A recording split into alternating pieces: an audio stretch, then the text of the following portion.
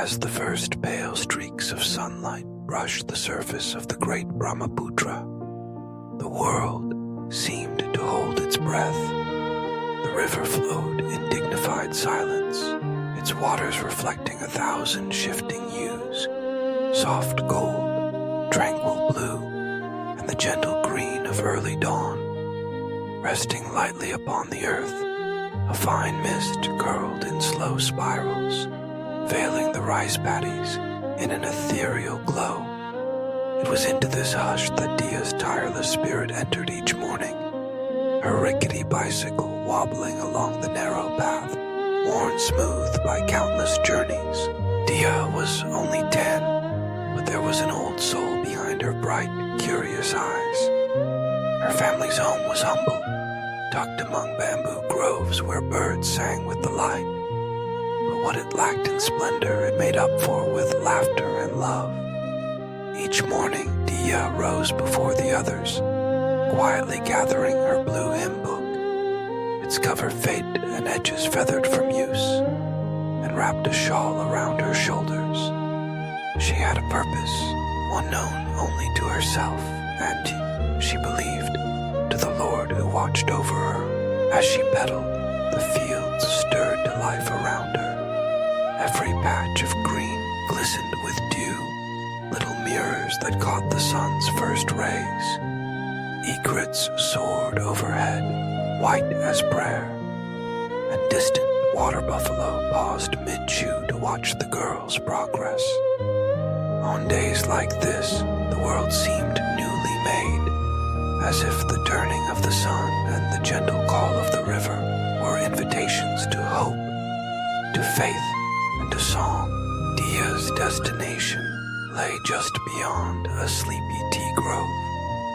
There, half hidden by tangled bougainvillea and wild jasmine, stood an old wooden church, a relic from another age, its walls weathered but dignified, its simple bell tower etched in silhouette against the brightening sky.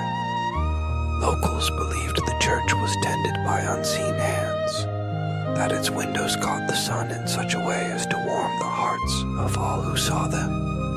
Diya liked to imagine it was Jesus himself who waited quietly each morning, perched in the sunlight, eager for her visit. Reaching the familiar clearing, she skidded to a gentle stop and looked up at the steeple, rosy in the dawn. The hush here was deeper, sacred, a silence filled not with emptiness, but with possibility. Diya closed her eyes, held her worn hymn book against her chest, and let out a long, calm breath. Then, slowly, she began to sing. Her voice was pure and gentle, resonating over the fields like sunlight on water. Amazing grace, she sang, each word drawn from a deep well of faith and gratitude. There was no congregation but the birds, the river, and the wind, yet she felt an audience beyond sight, spirits drawn close by the sincerity of her offering. With each verse, her confidence grew. She imagined her song weaving through the bamboo stalks, fluttering over the rippling rice plants, and soaring on the morning air. Where Diya's voice reached, the world seemed to pause for a moment. A fisherman steering his boat along the misty water, worn hands casting nets with practice, looked up in astonishment. His heart, usually dulled by worry and the day's toil, stirred to life, warmed by something he could not quite name. Nearby, a woman stooped among rows of tea bushes, her back aching from hours of picking in the damp Assam earth. At first, she mistook the sound for a bird, but as Diya's song unfurled, the worker straightened, letting her basket rest on the soft ground. Tears welled in her eyes, and she found herself whispering the words she remembered from childhood, her soul comforted by a reminder of hope beyond hardship. Unbeknownst to Diya, a solitary traveler, the only stranger in sight, stood quietly near the edge of the clearing, phone raised in wonder.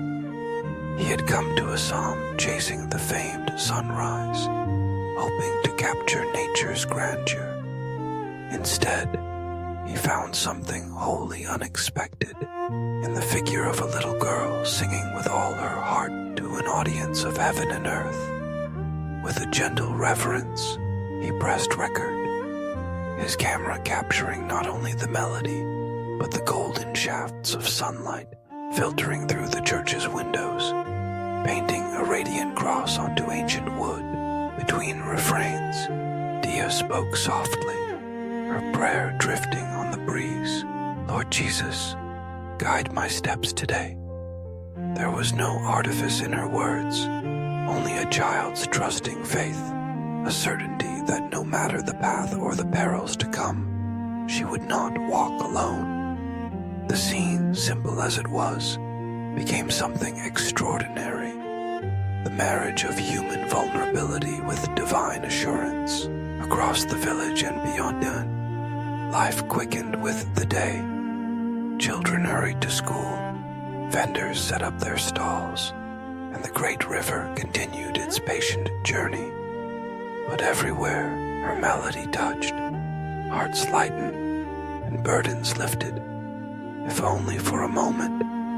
By the time Diya finished her hymn and pedaled homeward, the sunlight had burned away the last wisps of fog, trailing golden ribbons across the fields. Later that evening, as families gathered around fires and lamps, the traveler uploaded the video. Diya's voice, carried by the miracle of technology, traveled across continents. In distant cities, people paused in crowded rooms and watched as a little girl in Assam, standing before a humble church at sunrise, sang her love and hope into the world. Comments began to flow, expressions of wonder, gratitude, and longing. Many spoke of how Diya's song had moved them to tears, rekindling faith that had grown silent, or sparking hope where none seemed possible. Some recognized the steeple from their own childhoods. Others recalled a time when they too believed as purely and boldly as Diya. All felt that, for a heartbeat, the boundaries of geography, language, and circumstance melted away, replaced by the comfort of a shared spirit. In this way, Diya, on her rickety bicycle, hymnbook pressed to her heart, became a beacon, her voice a thread weaving together strangers across the globe. In the simple act of singing and praying as dawn broke over the Brahmaputra, she reminded the world of an ancient truth, that even the smallest offering, when given freely in love and faith, can shine with a brilliance that pierces darkness, ignites hope, and fills the earth with peace. The next morning, while the world buzzed with talk of the little singer, Diya rose as she always did. She slipped quietly from her house, hymnbook in tow, ready to greet another sunrise, and let her solitary song rise into the sky, trusting that she was never truly singing alone.